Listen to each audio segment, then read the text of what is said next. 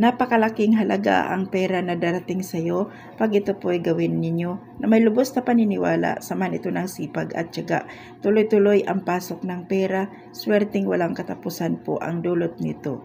Gawin ito sa full moon at ito po ay magdala ng kaginhawaan sa buhay na pwede kang yumaman dito.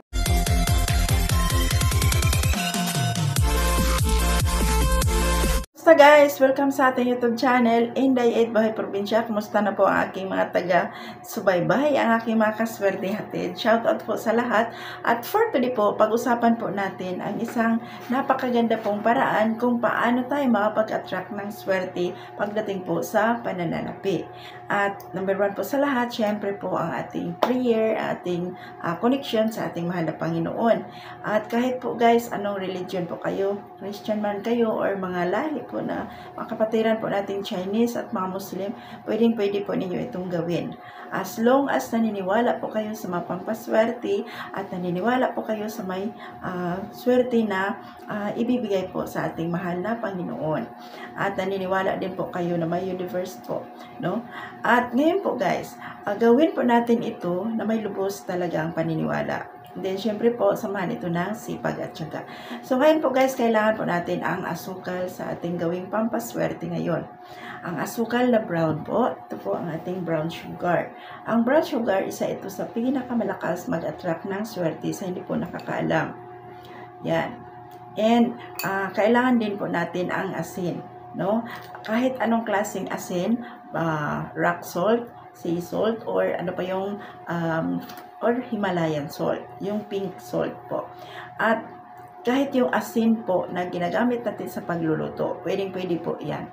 At guys, bago po tayo mag-start, kailangan po natin alamin muna bakit ito nagdala ng swerte ang asukal.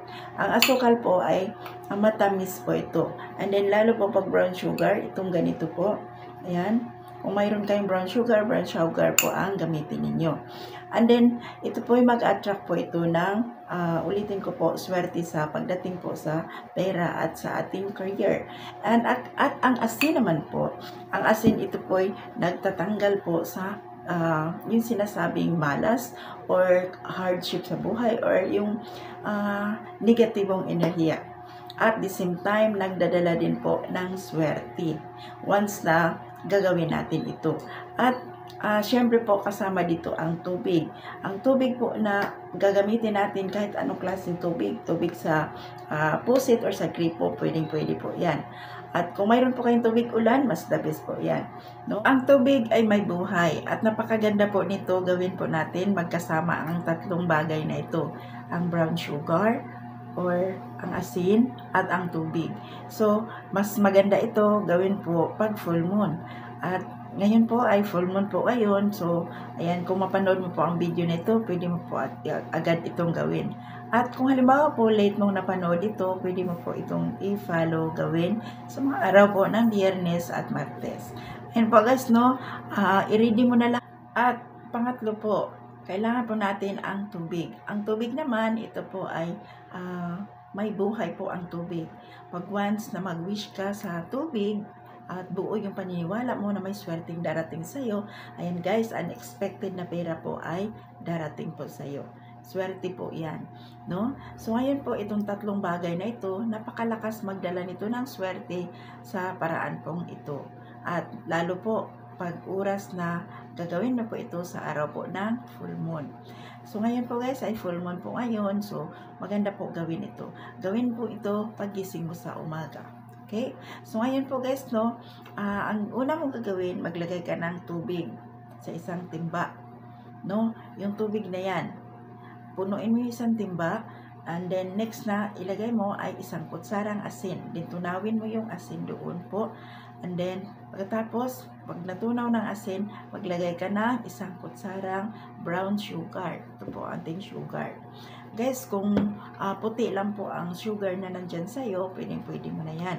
So ngayon po, ang gagawin mo, dasalan mo ang tubig na yan, no, na may asin at saka yung brown sugar. Dasalan mo siya guys, yung timba ng isang timbang tubig, dasalan mo siya, and then pagkatapos mo nadasalan yan, ipaligo mo po yan.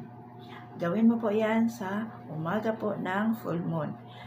pwede mong gawin yan kahit hindi full moon sa mga araw po na Martes at sa mga Biyernes. At pwede mo rin yung gawin sa katapusan po ng buwan.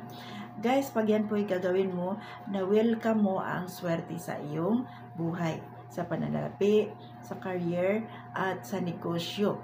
No? Kahit anong larangan po ng trabaho, pwede mong gawin. At kung ikaw po ay isang mananaya, mas magandang gawin mo po ito. Sa mga mananaya po, sunod-sunod na gawin mo po yan sa loob po ng 7 araw. Walang hinto. Okay? And then, pagkatapos niyan, tingnan mo kung ano pong mangyayari.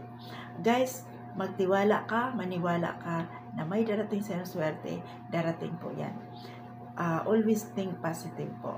No? Sana po guys, no, makatulong po ang ating topic ngayon. At kung kayo man po bago dito sa ating YouTube channel, huwag pong kalimutan, subscribe and then hit the bell button for notification para ma-notify ka sa mga next nating mga videos.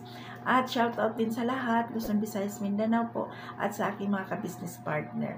Ngayon po guys, no, bago po ako mag-close sa aking topic ngayon, iiwan ko ang aking Facebook link dito po sa description, Cecilia Mahoney, and then sa mga interested po at naghanap po ng online negosyo, less hassle po, and then napakagandang negosyo, napakalaki ng kitaan dito, ayan guys, na pwedeng ikabago ng buhay mo. So wala pong mawala sa inyo guys, subukan mo ang negosyong ito. At marami pong salamat guys sa inyo pong lahat, lagi po kayong mag-ingat. At again, i-message po niyo ako sa aking Facebook at sa aking Messenger, no? Cecilia Mahoney. Thank you so much. God bless everyone. Huwag kalimutan guys, subscribe po kung hindi pa po kayo nakapag-subscribe, and then hit the bell button for notification para ma-notify ka sa mga susunod nating videos. Thank you so much. Bye-bye.